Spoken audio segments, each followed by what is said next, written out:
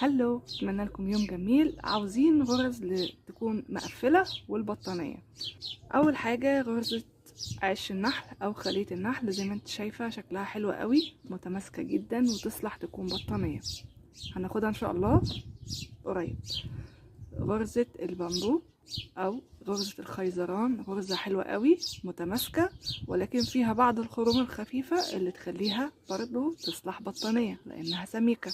الغرزة الكلية زي ما انت شايفة غرزة حلوة قوي وبتكون متماسكة كده. لما نستخدم ابرة صغيرة او استخدمي ابرة كبيرة هتكون الخروم بتاعتك واسعة. زي ما انت شايفة غرزة حلوة قوي ومميزة جدا. الغرزة العدلة من الغرز اللي بترول، لازم تثبتيها ببليسيه او اي حاجة تانية عشان طبعا ما ترولش معاكي، وهتكون احلى غرزة مميزة لاي بطانية. ودايما اغلى البطاطين بتكون من الغرزة العدلة. غرزة النسيج، وده شكلها حاجة ضخمة مميزة.